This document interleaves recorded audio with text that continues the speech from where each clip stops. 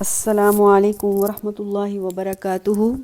اعوذ باللہ السمیع العلیم من الشیطان الرجیم، بسم اللہ الرحمن الرحیم۔ ربی اشرح لی صدری ویسر لی امری واحلل عقدۃ من لسانی یفقہوا قولی۔ اللہم رب زدنی علما، اللہم رب زدنی علما، اللہم رب زدنی علما۔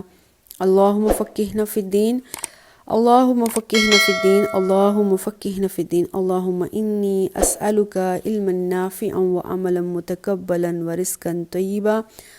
اللہم لا سہل الا ما جعلتہ سہلا وانت تجعل الحزن اذا شئت سہلا، آمین۔ السلام علیکم ورحمۃ اللہ۔ سورہ الاعراف پارہ کا نمبر 9 ہے، اور لاسٹ ٹائم الحمدللہ ہم نے 126 یعنی 126 نمبر آیت تک کمپلیٹ کیا تھا۔ پہلے ہم دیکھ لیتے کیا ہم نے پچھلی دفعہ پڑھا۔ اس میں حضرت موسیٰ اور فرعون کا مکالمہ ہوا تھا کہ موسیٰ علیہ السلام نے جب اپنا عصا پھینکا اور وہ عصا جو ہے سام بن گیا، اژدہا بن گیا، فرعون نے سمجھا کہ موسیٰ علیہ السلام جادو کرنے آئے ہیں اور یہ حکومت ہم سے چھیننے آئے ہیں۔ تو اس طرح سے فرعون نے بھی اپنے درباریوں کو اور اپنے سارے جادوگروں کو بلایا۔ ایک وہاں پر مقابلہ ہوا، اس مقابلے میں حضرت موسیٰ علیہ السلام کو اللہ نے جتوا دیا، یعنی موسیٰ علیہ السلام کا جو عصا تھا اس نے سارے باقی جادوگروں کے سانپوں کو، جو نقلی سانپ تھے، اس کو کھا لیا، جس کی بیس پر جتنے بھی جادوگر تھے وہ موسیٰ اور ہارون کے رب پر ایمان لے آئے۔ اب صرف موسیٰ علیہ السلام کے اوپر ایمان لانے والے جادوگر نہیں تھے، بلکہ اس کے ساتھ ساتھ بنی اسرائیل جو ابھی تک مسلمان نہیں ہوئی تھی وہ بھی ایمان لے آئی تھی، اور اس کے علاوہ قطبی فرعونی یعنی جو فرعون کو ماننے والے لوگ تھے۔ وہاں مصر میں 2 قسم کے لوگ رہتے تھے، ایک قطبی ان کو کہتے تھے جو فرعونی ہوتے تھے، جو ایکچولی مصری تھے، اور دوسرا بنی اسرائیل، جو بنی اسرائیل نسل تھی ساری کی ساری، جس کو چھڑوانے کے لیے حضرت موسیٰ علیہ السلام جو ہیں وہ مصر کی طرف آئے ہیں۔ تو یہ 2 قسم کے لوگ وہاں پر تھے۔ تو اب فرعونی بھی مسلمان ہونا شروع ہو گئے، اور بنی اسرائیل تو پہلے ہی حضرت موسیٰ کو فالو کر رہے تھے، وہ بھی بہت زیادہ مسلمان ہونا شروع ہو گئے۔ یہ بات جو تھی نا وہ ذرا پریشان کر رہی تھی فرعون کو اور اس کے چیلوں کو۔ آج ہم دیکھتے ہیں کہ اس آیت نمبر 127 میں آگے کیا بات چل رہی ہے۔ بسم اللہ الرحمن الرحیم۔ وقال الملأ من قوم فرعون، فرعون کے قوم میں سے جو بڑے بڑے سردار تھے اس نے جا کے فرعون سے بات کی اور کہا، اتذر موسیٰ، کیا آپ کو نہیں لگتا کہ موسیٰ جو ہے اس کو آپ ایسے ہی چھوڑ دیں گے؟ وقومہ، اور اس کی قوم کو، لتفسدوا فی الارض، وہ زمین میں فساد کرتے پھریں، ویذرک، آپ کو چھوڑ دیں، وہ آلہتک، آپ کے خداؤں کو چھوڑ دیں۔ جب یہ صورتحال ہو گئی اس مقابلے کے بعد، وہ جادو کا کرتب دکھانے کے بعد، فرعون ہار گیا، موسیٰ علیہ السلام جیت گئے، چونکہ اللہ کا حکم تھا عصا کو لاٹھی بننا اور سارے جھوٹے جادوگروں کے سانپوں کو کھا لینا۔ یہ صورتحال کے بعد بہت سے بنی اسرائیلی مسلمان ہو گئے، فرعونی بھی مسلمان ہو گئے۔ اب فرعونیوں کو بڑی ایک تشویقناک صورت لاحق ہو گئی۔ تو بادشاہ کے جو سردار قسم کے بڑے بڑے لوگ تھے، وزیر اعظم ٹائپ کے، انہوں نے فرعون سے کہا، یہ تو بڑی سنجیدہ صورتحال ہوتی جا رہی ہے۔ فرعون کو کہا، کیا آپ کو نہیں لگتا اس معاملے پر سنجیدگی سے غور کرنا چاہیے؟ ایسا رہا تو کسی نہ کسی طرح سے، جیسے یہ ہماری نسل بھی مسلمان ہوتی جا رہی ہے، اس وقت جو اسلام تھا، اور بنی اسرائیلی بھی نسل ساری مسلمان ہونا شروع ہو گئی ہے دن بدن، تو کہیں ایسا نہ ہو کہ ملک میں بغاوت کھڑی ہو جائے، اور وہ جو پلاننگ موسیٰ لے کر آیا تھا اس ملک پر حکومت کرنے کی، کہیں وہ حکومت سچی نہ ہو جائے اور یہ حکمران نہ بن جائے، اور بادشاہ تیرے اور تیرے معبودوں کو یہ لوگ چھوڑ دیں گے، اور پھر کیا ہوگا؟ جب یہ ایک اللہ کو ماننا شروع ہو جائیں گے تو تیری تو کوئی امپورٹنس ہی نہیں رہ جائے گی، اور تیرے معبودوں کی بھی کوئی امپورٹنس نہیں رہ جائے گا۔ وَيَذَرَكَ وَآلِهَتَكَ، اس سے معلوم ہوتا ہے کہ فرعون جو اپنے آپ کو دیوتا اور خدا سمجھتا تھا، اس نے اپنے بہت سے مجسمے شہر میں بنوا کر لگائے تھے۔ صرف اپنے مجسمے نہیں تھے، اس کے علاوہ بہت سے خداؤں کے مجسمے بنا بنا کے شہر میں لگائے ہوئے تھے، اور لوگ اس کو پوجتے تھے، اس کی عبادت کرتے تھے۔ اور قرآن کے اور بہت سے مقامات سے یہ بھی معلوم ہوتا ہے کہ یہ قوم صرف دیوی دیوتا کو پوجنے والی اور مجسموں کو پوجنے والی نہیں تھی، بلکہ یہ قوم گائے کی پوجا بھی کرتی تھی، سورج چاند ستاروں کی بھی پوجا کرتی تھی، اور اس کے علاوہ انہوں نے فرضی جسم اپنے مائنڈ میں کریٹ کر لیے ہوئے تھے، اور ان مائنڈ میں کریٹ کیے ہوئے تھے ایک باڈی کوئی، اس باڈی کو شیپ دے دیتے تھے مجسمے کی صورت میں، اور پھر اس کو پوجنا شروع کر دیتے تھے۔ تو اس طرح سے فرعون کی قوم کے صرف ایک فرعون بادشاہ اسی کو نہیں مانتے تھے، بلکہ اور بہت سے دیوی دیوتا اور خدا تھے جن کو وہ پوجتے تھے۔ تو جب موسیٰ علیہ السلام نے تبلیغ کی، اسلام کی، بہت سے لوگ مسلمان ہو گئے، فرعون اور اس کے چیلوں کو یہ خطرہ لاحق ہوا کہیں ایسا نہ ہو لتفسدوا فی الارض، یہ موسیٰ پورے ملک پر حکمران بن جائے، اور اس طرح سے لوگ سارے موسیٰ کے رب کو ماننا شروع ہو جائیں گے۔ اے فرعون، تیری خدائی تو گئی، اور تیرے جو خدا ہے دوسرے، جو معبود ہیں، جو بت ہیں، جو مجسمے ہیں، ان کی امپورٹنس بھی چلی جائے گی۔ قولا، اب فرعون کو غصہ آ گیا، جوش آ گیا۔ اب تک وہ تھوڑا کول بیٹھا ہوا تھا، جب اس کے چیلوں نے اس کو یہ ریلائز کروایا کہ دن بہ دن لوگ مسلمان ہوتے جا رہے ہیں، اس کی امپورٹنس تو ختم ہو جائے گی، اس کو غصہ آ گیا، جلال آ گیا۔ تو فرعون نے کہا سَنُقَتِّلُ أَبْنَاءَهُمْ، میں ان کے بیٹوں کو مار دوں گا، اب ان کو پنش کروں گا، اور پنش کیا ہوگا، جتنے بھی ان کے بیٹے ہیں ان کو میں مروا دوں گا، وَنَسْتَحْيِي نِسَاءَهُمْ، اور ان کی عورتوں کو زندہ رکھوں گا، وَإِنَّ فَوْقَهُمْ قاہرون، اب میں ان کے اوپر پوری طاقت سے آؤں گا، پوری طاقت سے ان کے اوپر حملہ کروں گا۔ اب ان بنی اسرائیلیوں کو اور موسیٰ کو پتہ چلے گا کہ اصل طاقتور ہوتا کیا شخص ہے، کیا چیز ہے۔ اب یہاں پر ہمارے لیے جو سمجھنے والی بات ہے، جب فرعون نے کہا تھا سَنُقَتِّلُ أَبْنَاءَهُمْ وَنَسْتَحْيِي نِسَاءَهُمْ، تو یہ بات ہم پہلے بھی پڑھ چکے ہیں سورہ البقرہ میں، اور اس پارے کے شروع میں بھی تھوڑا سا ہنٹ آیا تھا، اس واقعے کے شروع میں بھی، جب پہلا بات فرعون، جو ہم پچھلی دفعہ بھی بات کر چکے ہیں، فرعون مصر میں حضرت موسیٰ کے دور میں فرعون بادشاہ کا نام نہیں ہوتا تھا، بلکہ بادشاہ کا لقب ہوتا تھا۔ تو ہر آنے والے بادشاہ کو، جیسے ہم بادشاہ اردو میں کہتے ہیں، انگلش میں کنگ کہتے ہیں، اس زبان میں فرعون کہا جاتا تھا۔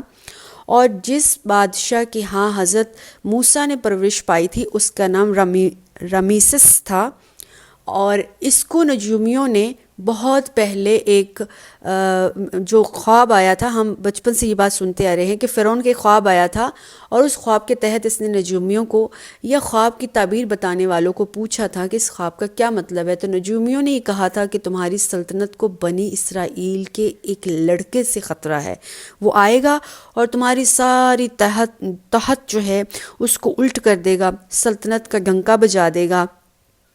تو اس وقت فرعون کو خطرہ لاحق ہوا کہ میں کیسے بچاؤں اپنی سلطنت کو۔ تو اس وقت نجومیوں نے فرعون کو یہ مشورہ دیا، جتنے بھی بوائز تمہارے اس ٹائم تک، انہوں نے ٹائم بھی بتایا نا کہ اس اتنے ایئرز تک یہ خطرہ ہے، تو اتنے ایئرز جتنے بھی بوائے بنی اسرائیلیوں کے گھر میں پیدا ہوتے تھے، فرعون کو مار دیتا تھا، اور جو لڑکیاں پیدا ہوتی تھی فرعون کو زندہ رکھتا تھا۔ تو اس میں اللہ کا معجزہ تھا، موسیٰ علیہ السلام کو اللہ نے زندہ رکھا، اور زندہ ہی رکھا بلکہ فرعون کے گھر میں پرورش پائی۔ اب جب اس کا بیٹا، اب جس کے ساتھ حضرت موسیٰ کا آج کل ہم یہ جو پڑھ رہے ہیں مکالمہ چل رہا ہے، ہم نے لاسٹ ٹائم بھی بات کی تھی، یہ وہ فرعون نہیں تھا، وہ مر گیا تھا جب موسیٰ علیہ السلام مدین کی طرف حضرت شعیب علیہ السلام کی طرف چلے گئے تھے، 10 سال وہاں گزار کے آئے۔ اس دوران میں وہ فرعون جس کا نام رمیسس تھا، وہ وفات پا گیا تھا، اس کا بیٹا جو ہے آگے بادشاہ بن گیا تھا، اس کا نام تھا من فتح نے بھی اپنے باپ کے نقش قدم پر چل کر کہا کہ اس وقت میرے باپ نے ان کو صحیح سیدھا کیا تھا، تو میں بھی آج وہی پنش کروں گا ان بنی اسرائیلیوں کو۔ اب یہ پھر اکڑنا شروع ہو گئے ہیں، اور اب پھر میری سلطنت کو خطرہ ہے، میری حکومت کو خطرہ ہے، میں دوبارہ سے ان کو وہی سزا دوں گا جو میرے ابا نے سزا دی تھی۔ وہ سزا کیا تھی؟ ان کے بیٹوں کو مار دوں گا، اور ان کی عورتوں کو زندہ رکھوں گا، عورتوں کو لونڈیاں بنا کر ان سے کام لوں گا۔ اب اس طرح سے اس نے یہ آرڈر جاری کر دیا۔ آرڈر جاری ہی نہیں کیا تھا، بلکہ یہ سزا باقاعدہ ملنا شروع ہو گئی تھی بنی اسرائیلیوں کو۔ یہ صورتحال دیکھ کر بنی اسرائیلی بہت پریشان ہوئے، اب آگے کیا کہہ رہے ہیں بنی اسرائیلی، قال موسیٰ لقومہ استعینوا باللہ واصبروا۔ اب بنی اسرائیلیوں پر جب اتنے مصائب، اتنی مشکلات آ گئی ہیں تو انہوں نے حضرت موسیٰ سے فریاد کی ہے، موسیٰ آپ کے آنے سے پہلے بھی ہم پر ظلم و ستم ہو رہے تھے، ہم آپ کے آنے کے بعد آپ پر ایمان بھی لیں، پھر ظلم و ستم وہی رہے بلکہ اس سے بھی بڑھ گئے ہیں، ہم کیا کریں، ان ظالموں سے کیسے جان چھڑائیں؟ تو حضرت موسیٰ نے ایک بہت خوبصورت بات کی جو اللہ نے حضرت موسیٰ کو کہی، قال موسیٰ لقومہ، آیت نمبر ہے 128۔ موسیٰ نے اپنی قوم سے کہا استعینوا باللہ، اللہ سے مدد مانگو، واصبروا، اور صبر کرو، صبر سے برداشت کرتے رہو اور ان کی حکومت کو دیکھتے رہو، ایک دن ایسا آئے گا، ان الارض للہ، ساری زمین تو اللہ کی ہے نا، اللہ جس کو چاہے وارث بنا دے، یورثھا من یشاء من عبادی، اللہ جس کو چاہے اپنے بندوں میں سے وارث بنا دیتا ہے، ہو سکتا ہے اللہ تمہیں کسی دن حکمران بنا دے، والعاقبۃ للمتقین، ہمیشہ عاقبت، اچھا انجام تو متقیوں کے لیے ہی ہوتا ہے، نیکوں کے لیے ہوتا ہے، اللہ کے بندوں کے لیے ہی بھلائیاں ہیں۔ اچھا، یہ جس دور میں صورت نازل ہوئی تھی اس دور میں سیم یہی سچویشن صحابہ کرام پر اور رسول اللہ صلی اللہ علیہ وسلم کے ساتھ تھی، وہ بھی یہی مصائب، پریشانیاں مشرکین مکہ کی برداشت کر رہے تھے۔ تو اللہ نے اس آیت میں جو صبر کی تلقین کی ہے اور اللہ سے مدد مانگنے کی تلقین کی ہے وہ مسلمانوں کو بھی کی ہے، مکہ کے جو مسلمانوں پر سختیاں ہو رہی تھیں ان کو بھی تلقین کی ہے۔ جیسے موسیٰ علیہ السلام پر اللہ نے حکم دیا تھا موسیٰ کو اللہ سے مدد مانگو اور صبر کرو، اللہ نے ان کو ایک بڑی زمین کا وارث بنا دیا تھا، بے شک اللہ ہی کی ساری زمین ہے، اے مسلمانوں، مکہ کے مسلمانوں، صحابہ کرام، تم پر بھی اللہ تعالیٰ اپنی فتح کے دروازے کھول دے گا، اللہ تمہیں بھی ایک بڑی زمین کا وارث بنا دے گا، جو بعد میں الحمدللہ پوری بھی ہوئی۔ رسول اللہ صلی اللہ علیہ وسلم اور صحابہ کرام مدینہ پر بڑی شان و شوکت سے حکومت کرتے رہے۔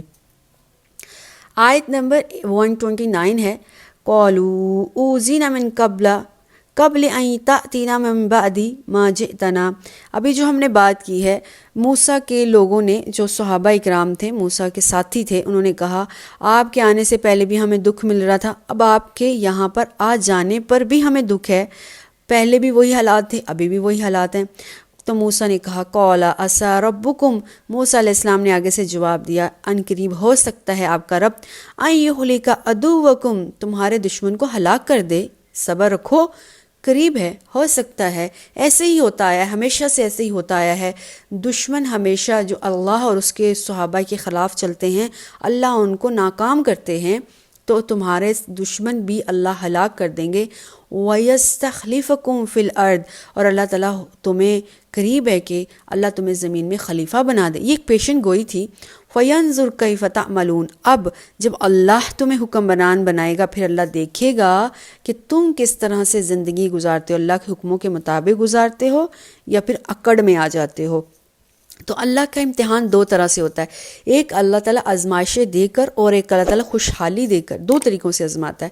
تو حضرت موسیٰ نے کہا ابھی تو آزمائش ہے، یہ آزمائش جو ہے وہ سختیوں والی آزمائش ہے، قریب ہے کہ اللہ سبحانہ و تعالیٰ تمہارے دشمن کو ناکام کر دے گا اور اللہ تمہیں زمین میں خلیفہ بنا دے گا۔ اور بعد میں یہ بات سچ بھی ہوئی کہ فرعونیوں سے نجات مل گئی بنی اسرائیلیوں کو، اور انہوں نے بڑے عزت و اکرام سے اس شہر سے روانگی پائی۔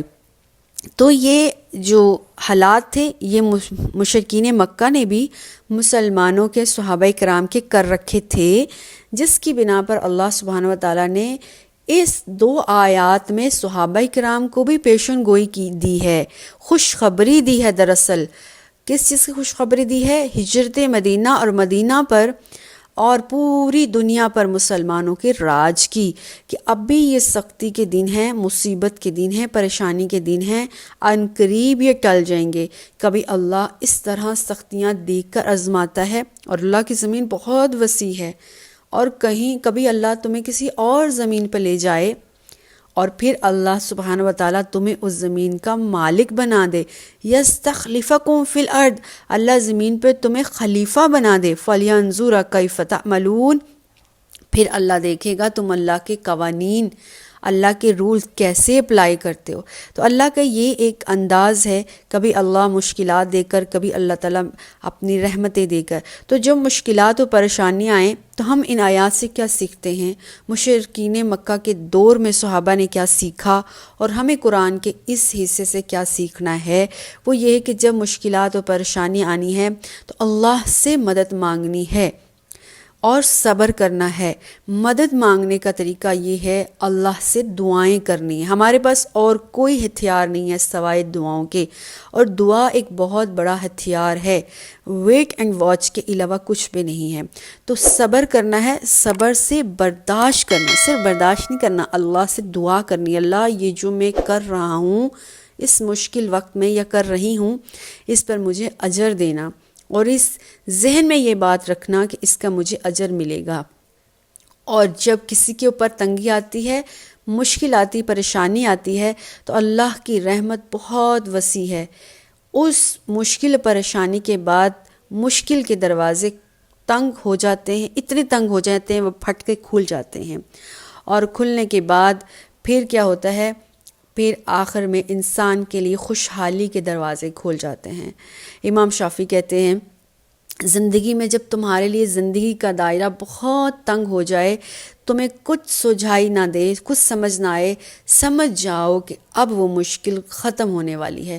وہ دائرہ اتنا تنگ ہو جاتا ہے کہ آخر وہ دائرہ ٹوٹ جاتا ہے، پھٹ جاتا ہے، اور یکدم خوشحالی کے راستے ہو جاتے ہیں. جیسے کسی غبارے میں بہت زیادہ ہوا بھری، اتنا بھرے کہ وہ پھٹ جائے. تو اسی طرح سے جب مشکلات بہت زیادہ انسان کی زندگی میں آتی ہیں، اس وقت اللہ سے اگر دعائیں اور صبر کا دامن انسان نہ چھوڑے، وویلا نہ کرے، اللہ کے سامنے شکوہ نہ کرے، تو اللہ انسان کے اوپر مشکلات کے وہ سارے دروازے کھول دیتا ہے آسانیوں کی طرف. اور پھر اللہ تعالیٰ جب آسانیاں کر دیتا ہے تو اب اللہ تعالیٰ دوسرے انداز سے دیکھتا ہے، کیا اب میرا بندہ ابھی بھی مجھے اتنا ہی شدت سے یاد کرتا ہے، اتنا ہی شدت سے پکارتا ہے جس شدت سے وہ مجھے اس وقت پکارتا تھا جب اس کے اوپر مشکلات تھیں. تو ہمیں ان آیات سے کیا سیکھنا ہے، جب اللہ تعالیٰ خوشحالی کے دن دے دیتا ہے مشکلات کے بعد، تو پھر ہم نے اللہ کا دامن نہیں چھوڑنا، پھر ہم نے دوسرے انداز سے اللہ کو یاد کرنا ہے. پہلے ہم نے صبر اور مدد کے انداز میں مانگا، اب ہمیں شکر کے انداز میں مانگنا ہے. اللہ کے شکر کرتے ہوئے اللہ سے تعلق مزید مضبوط کرتے رہنا ہے، تاکہ اللہ سبحانہ و تعالی ہم سے خوش رہے اور وہ جو نعمتیں دے دی ہیں کہیں ہم سے چھین نہ جائے. انشاءاللہ نیکسٹ ہم اگلے رکوع سے شروع کریں گے. والسلام علیکم ورحمۃ اللہ وبرکاتہ.